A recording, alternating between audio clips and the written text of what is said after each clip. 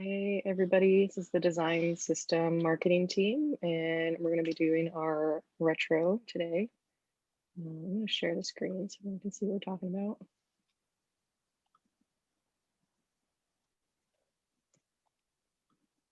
All right. Okay, so first things first, we're going to talk about what went well. So I figure we can just each talk to the points we wrote down and then pass it off to the next person if that works for everyone. So it looks like Brandon, I think you're going first. You talk about your things that went well.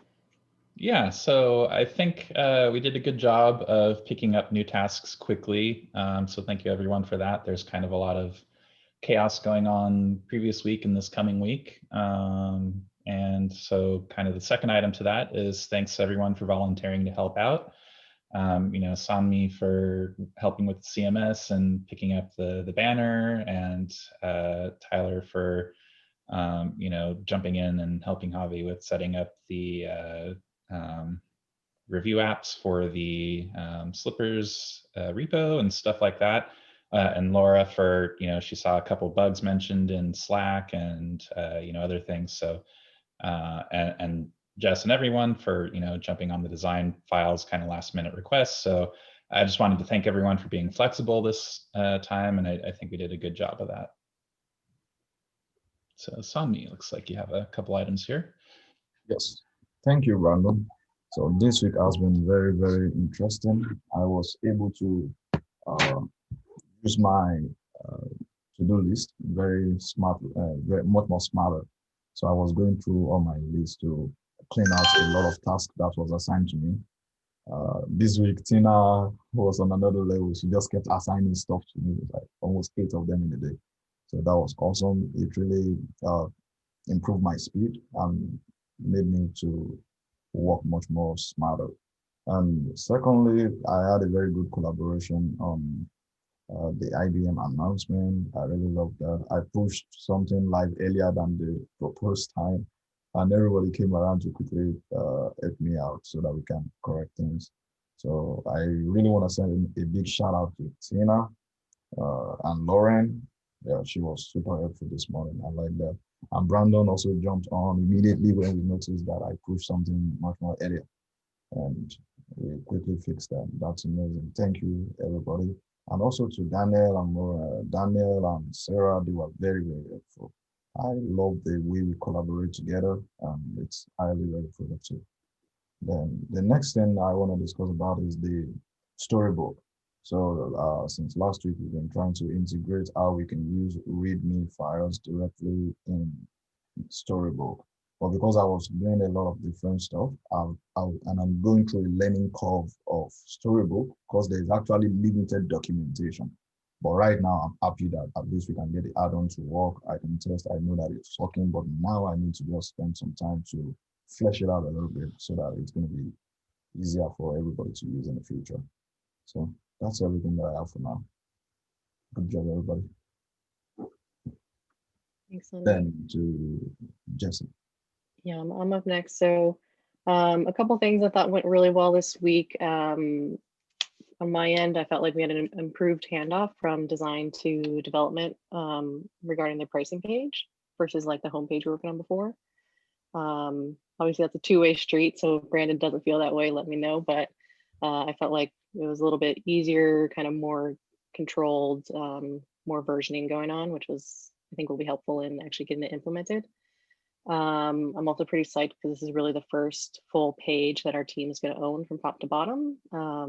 We aren't really relying on the old way it was so much, or the old system, and it's kind of exciting to actually like get something out there that's fully ours, and I'm stoked about that. Also finally got access to user testing just yesterday. I got the go ahead, so we'll hopefully launch something today. Also want to shout out some really quick turnarounds. We have the IBM announcement that Sonny was just talking about. Great job there. We also have another global notification coming up. It's confidential, so we can't talk about what it is, but I just really want to shout out Laura because she did it super quickly and it was perfect. I had no feedback for her whatsoever, so great job there.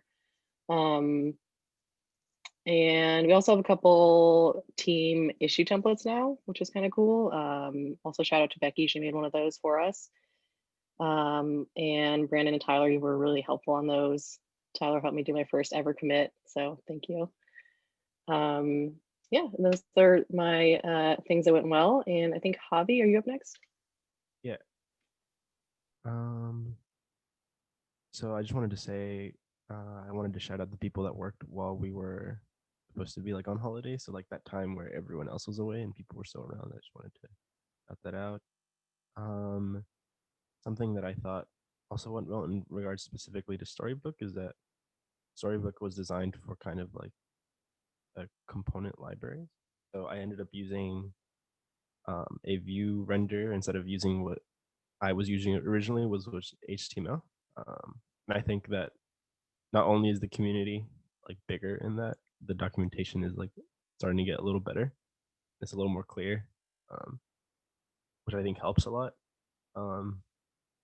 Yeah, because it's a little closer to React, which is what I would say what Storybook felt like it was designed for first, because all of the documentation is React first. And so the transition from going from Vue doc, like to making that like mental jump from a React doc to a Vue doc is like a little easier and a lot more readable than just trying to see how a native browser would render some of those things. So all of that stuff I think is helping us out.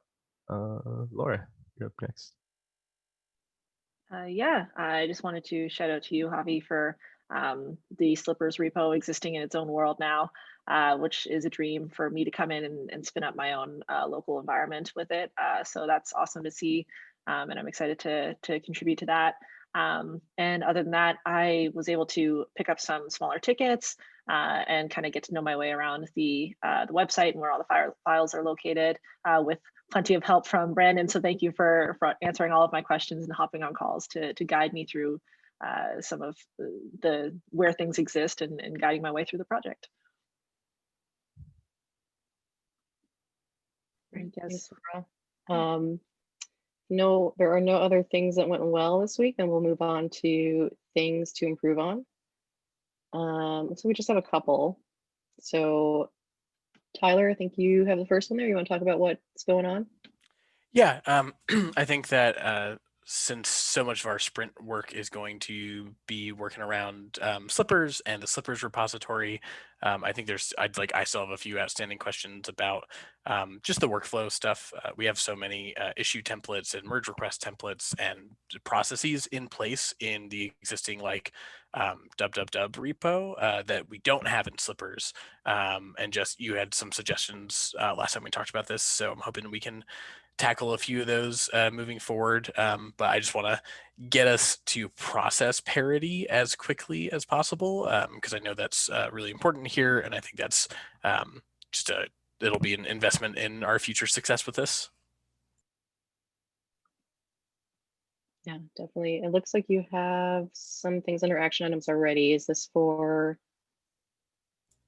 related to what you're just saying, number 2 there? Oops. Yeah. For sure. Did you want me to jump to those or? Yeah, I mean, yeah, if they're related, just to make sure Cool. If we have something that went wrong, we kind of try and make an action item for it, but it looks like you already had one put in there. Yeah. So just want to make sure we're getting them connected. Yeah, thank you. Yeah, so that second action item for me is you had suggested that we can do like epics in the main project and then do sub epics through slippers and then track slippers issues up to OKRs or whatever other metrics make sense to be tracking for the team. So I think in this upcoming iteration, I will take a look at that and kind of we have like a handful of issues in there now. I'm going to see if I can shuffle things around and get them working like that. Does anyone else want to add on to that at all or have any other suggestions? I just want to say I like that Tyler's thinking about that because I think that'll be helpful, and it's something, these communication things, we just kind of get into the flow of doing what we've been doing and not really thinking about what we should be doing. And also, it kind of relates to Jess's earlier mention of, things that went well, building new templates. So yeah, just keep on thinking about how we want to organize our work.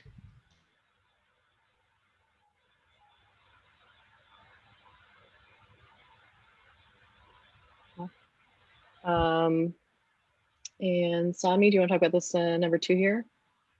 Yes, so about things we can improve on. What I noticed is that we need to find time.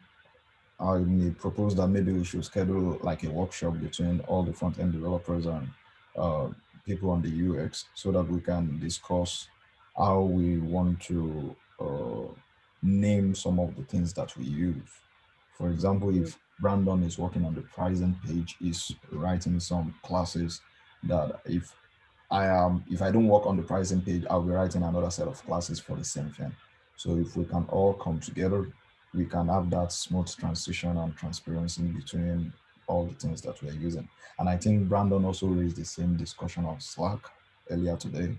So those, I think we need to improve on that area, and we need to do it as soon as possible. Yeah, Okay. and do we have a point for that yet under action items? I was just going to say I made one as while you and Sanmi were talking. So number 6, to codify the Figma files into CSS, kind of starting with the font stack. And I should say reusable CSS.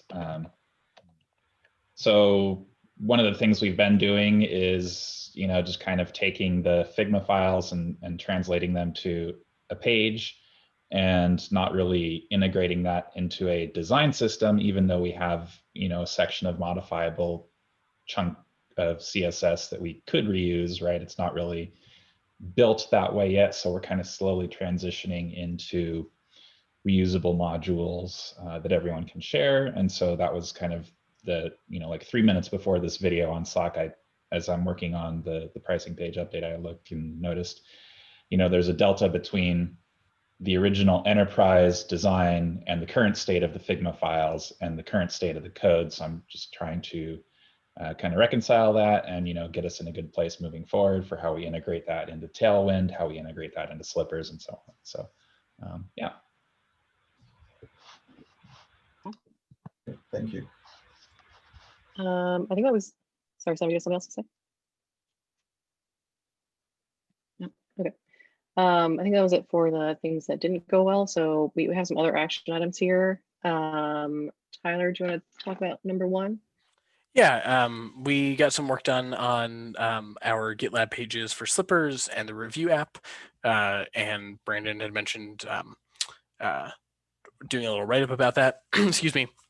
So I think I'm gonna, and I had a few other things this week that were kind of interesting, and like a couple like deep dives into just like playing around with some internals of our tools. So I'm going to do a couple quick write-ups, and I think push it to unfiltered seems to be the place to do that. So yeah, that's something on my list. I'm excited about, and also happy if anyone else wants to like either jump in or like volunteer to do like a first round edit or something. So.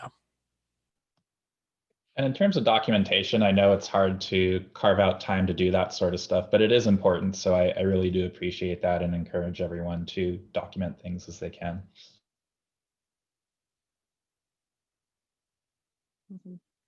We've already done number 2. So Sami, do you want to talk about number 3 here? Migration of topic pages? I think you're muted. Sorry. Yeah. So this week I'm planning to help in the migration of topic pages. So I was expecting the video that Tyler promised, and he made a comment recently that the video should be ready very, very soon so that we can have an idea of what they are doing behind the scenes.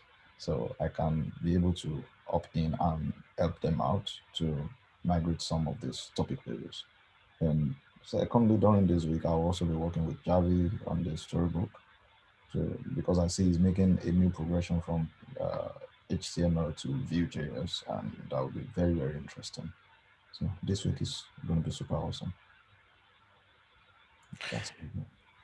Yeah, see, we recorded that video right before this call. So when it's up, I'll make sure it's shared. And I did some Netlify CMS documentation in the repo. So I'll drop that link there too. So it's easy to get to when you're doing that work. Awesome. Thank you. Right. Javi, you're up next, number 4. Yeah. I wanted to talk about using the prefix of the at GitLab for npm, because the way that like official packages for GitLab work is that they're prefixed with like the at in front of it, essentially to show that it's like legitimate and not just like some random person, because it doesn't take much to publish an npm module. So just wanted to make sure that we call out like figuring out how to get that set up. And then on a related note, because we're going to be doing this at some point eventually, is how to integrate that project with about.gitlab and how should we go about it in terms, and what I mean by this is like, should we introduce it to a page at a time? Or are we going to do more of a switch where we just like, just switch everything over? I'm kind of curious how that would make sense. I guess maybe even to the point of where it is right now, it's mostly just buttons right now. So it's like, would that be like something to try out at some point, like in a merge request, to see how that functions? But yeah, I just wanted to have a little bit of a discussion on what everyone thinks about that. Okay, I'll give sort of what's in my head and what I've done in the past with or tried to do. I feel like it doesn't shake out quite as well as this vision, right? But I think this is, in my mind, like the ideal path is that there's like a virtuous cycle, right? So we field requests for the marketing site or related projects that that are in the Slippers domain or can be helpful from Slippers. And then where there's appropriate fits. So if we get, say we're working on a Figma file that has new stuff in the design system, we use that to drive what's the next thing we build in Slippers, right? So the Slippers repository has that storybook, and it's like, you've got this Figma file and it's got a bunch of these Slippers elements. We haven't yet created them. We build what we need out of there. And I think that fits really nicely with the sort of minimum viable change strategy. And then we pull that into the original request. So up front, it's like a little extra lead time for the first couple ones of these that happen. But then once we get into the swing of things and we've handled, 2 or 3 larger updates, we should have more of those utilities ready to go, and there should be less of that upfront work. And then Slippers, the progress we make on the Slippers repository will reflect sort of the most critical requirements at the moment, right? And it'll keep it sort of that living design system. So that's kind of what I have in my head. I haven't really done, I don't think I've done any actual visual changes to the marketing site. So I don't know enough about what that workflow looks like to know if that's a realistic expectation. But in my ideal world, that is how I would do that work. Yeah, I think once we get to a solid point with Slippers in terms of having all the infrastructure in place, I think that workflow makes sense. And while it would be nice to say replace all the buttons at once, based on my experience at my previous company, it doesn't really work that way. It's more of a page at a time kind of thing, unfortunately. Without a larger, kind of company-wide systemic driver, it usually ends up being, I need this project worked on. And so you say, okay, well, I want to build this project with the new system rather than the old one, because the idea is that we're going to start doing that. So it's, more piecemeal. Where we can do it more of a system at a time is like the CMS and templates saying we're building this new template. All of these pages are going to be built with it. That button's going to be applied to maybe 100 pages because they're all built with that template. So yeah, hopefully that gives a little more info to what I'm thinking. Yeah, that's perfect. Thank you. And I also have the next one. And I just wanted to briefly talk about how developers are using Slippers. So back when I was first starting to get integrated to this team, I created an issue to talk about kind of just, I guess, what you would call developer experience and what it is that people go through in order to make changes to about. And I'm making the assumption here that people are just copy pasting code snippets in terms of what would happen, especially for people that aren't as code deliver. I don't know. I guess this is just my way of what do we know about the people that push to the repo? Obviously, there's lots of merge requests, and I'm just wondering what these people go through. What is the experience level? Things like that. In my head, I haven't even considered that other people will have to use slippers, because that's like really the power of it is not when we use it, but it's like when everyone else that is pushing to the repo is also using it, not just like our team. So trying to figure out like all of that stuff, I think is like something that I'm thinking about. There's also like the related discussion if like Haml in particular of like, is that like what we've decided that's like our approved way of templating going forward? And if so, like how are we going to work with that within the design system, and how do we make that all like paired nicely to make sure that it's like, you know, anyone can look at a button in slippers, you know, copy a code snippet that will render perfectly when it's copied over to our repo. That's like what I have in my head. I think those are all good questions and good things to think about. I would say my gut would be that for the less code interested people, they would probably more likely be using the CMS, or not creating new pages or creating issues for us to create new pages.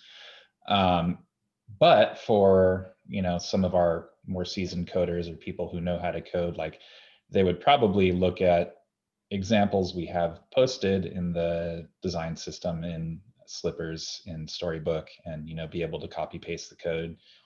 In terms of Haml versus not Haml, I mean, since we're so integrated with Ruby and Haml at the moment, I don't see us moving away short term. And I know that the CMS is being built with, templates are being built with Haml and stuff like that. So, I think it makes sense to explore, can we use Haml in Storybook? But also, who knows what a year from now we may be going to Vue or whatever else. But yeah, I'd say short term that makes sense if it's possible. But yeah, these are all good things to think about, and we don't have to decide today. Yeah, I would throw my hat in the ring for not doing Haml for the output, because Haml has like such a one-to-one with HTML, and like we might change Haml, like we might not use Haml, we might not use it in some places and use it in other places. Haml might change, HTML won't. And I think that if the code snippets spit out HTML and you've got people who are working in Haml, I think it's a reasonable ask to have them do the translation in there. At least keep that out of the storybook itself. Perhaps we build some helpers that are like external to this. So if you want to like, maybe there's like a nice little node script that like says, hey, like Hamlify this output or something like that. But I think Storybook, like when I think about Storybook and tools like that, I want it to be sort of a canonical reference that's like that changes very slowly. And if we have the snippets come out in HTML, I think that's the best way to keep like stable output for that. Yeah, no, sorry, that totally makes sense. I wasn't thinking about it in terms of that perspective. The outputted examples, it would be great to have in HTML, but anytime we're giving them an example that says you need business logic in it, our business logic comes from Haml at the moment. So, if we had an example that needed that sort of thing, then maybe have it in Haml. But yeah, I think overall for this is a button, right? Like you want to show someone HTML tags kind of a thing. So I think you're right there. Yeah, that makes sense. And I just had like the idea of like the Storybook Haml add-on, which would be interesting. I think that would be really cool if we could get it to work. And I don't think it would be that complicated, to be honest, because it's just all you're doing is taking HTML that's rendered and then switching it to Haml. So it's just finding a way to do that and then showing it on a page. So that's something that like is probably not super high priority, but like at some point, if we ever have like spare time, that would be like an interesting little like add-on to Storybook that we can contribute back to them. Should be really interesting. But yeah, next up, Brandon, just because we have a couple other points. Yeah, so one of the things, number 6, we talked about earlier already, which is the Figma and the CSS. But number 7, we ran into something this morning where the timing of Ruby code versus GMT, and so that kind of thing ended up having a bug release live, which is totally fine. Bugs happen, MVC and all that kind of stuff. And it's not the only instance of QA related stuff. So in the past, it's been like, oh, I I'm trying to think of the example that happened to me recently, and I'm totally blanking on it. But from time to time, we do get QA things that, or we do get bugs where it would be great to have that extra layer of QA testing to catch it. And there's a little we can do internal, right? But ultimately, we don't want a developer to be responsible for reviewing their own code. And I've mentioned this to Michael, and I don't have an answer at the moment, but it's just something to think about. Like, I feel like we're in a pretty decent spot, all things considered, in terms of, we do peer code review, we have the designers look at things, we have copy editors looking at things. So all the eyes on a page do tend to improve the QA of it, but like, I'm totally open to suggestions. If anyone has any ideas on how we can improve our QA and testing for the releases that we do to the website, that would be great.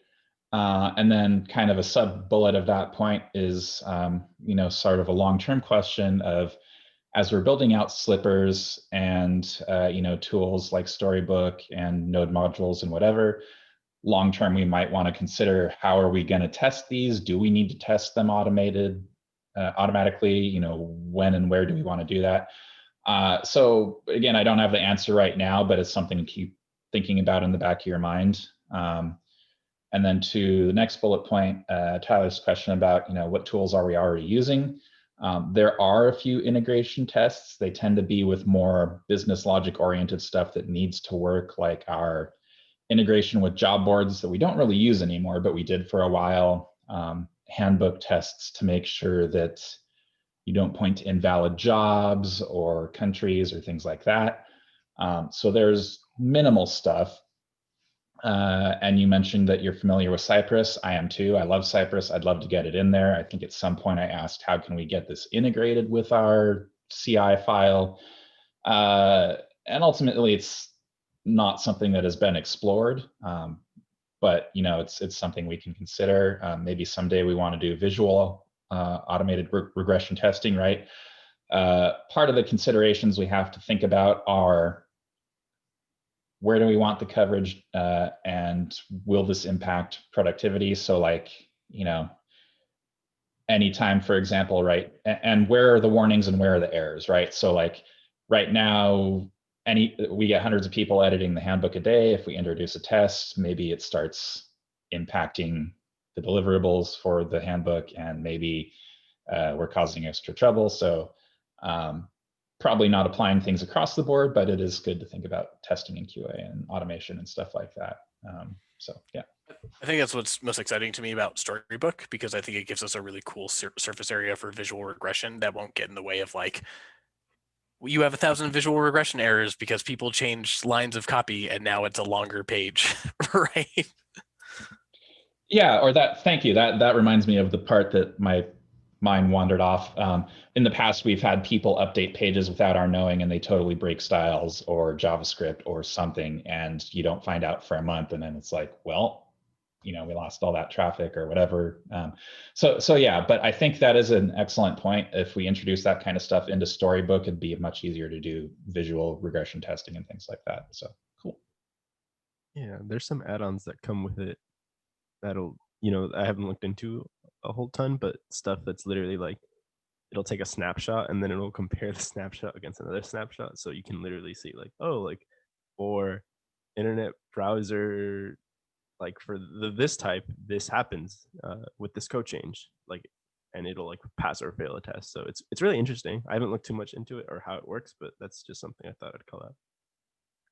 Yeah, the snapshot testing that you were mentioning would be something that would be ideal to have kind of when we're in a more finished state, like a V1 release of Slippers, when we're done messing around with it and it's in a pretty ready state to use. That'd be great, because until then we're going to be changing it constantly. And then, yeah, using Percy or using any other kind of test, like stateless testing. So being, I guess, void of any state in an application, especially if we're using something like Vue, doing basic checks to make sure that, like, oh, if I click on a button for a tooltip, does that tooltip appear in the DOM? Just like really basic kind of functional testing, but not actually relying on any state in the application. But we can implement all of that.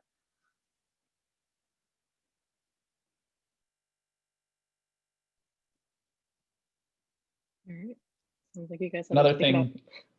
thing, sorry, just one more thing I thought of. For the testing too, we also want to make sure that it doesn't become a time sink for resources, right? Like theoretically, it would be awesome to get all that stuff, but maybe we don't do it until we have a full-time automation engineer who can, maintain these things, right? It's one thing to build it, it's another thing to keep it running. It's kind of similar to design system, right? You can build a design system and let it rot, or you can have people there taking care of it, building to it, adding to it. So yeah, so again, I just wanted to put these thoughts into our minds. So yeah, that's it for me. I just wanted to bring up really quickly because I see that I'm the next one. Is that there's like the static site generator discussion that like needs to happen like at some point, and so we should like plan to have it because it's like a lot to talk about, and it's stuff that it's not like super pertinent right now, but at some point it's good to have that discussion, especially because there's a lot of implications longer term. So I just wanted to call that out. I would suggest that, like, kind of similar to what we did for, God, what was the other thing? I'm completely blanking, but I led another workshop where we did something similar for like something that was also blocking us like this, like longer term vision type stuff. So it'd be awesome to get that. Yeah, and I see Tyler is typing some stuff up, so it'd be.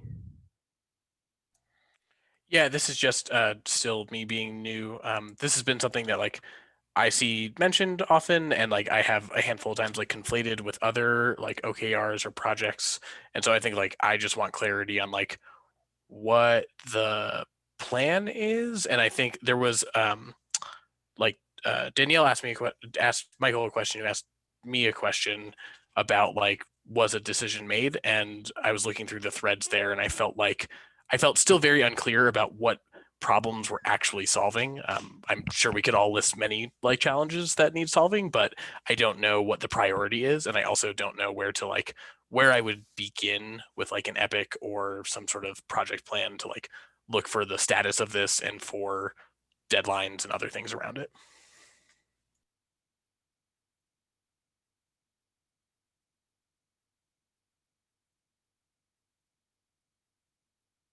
I don't think any of us know. So,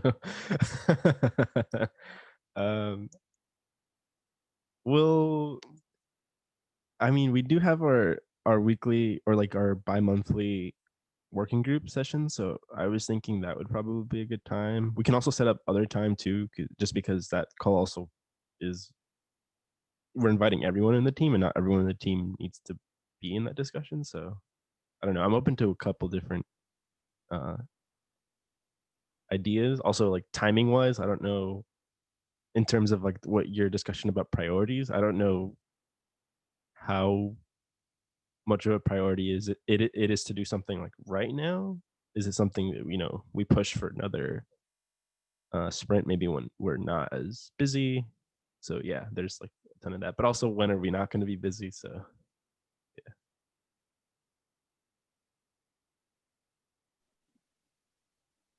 All right. Last thing here, somebody wrote an FYI. I don't know who wrote this. Do you want to talk about it at all, or just kind of? No, sorry, that was me.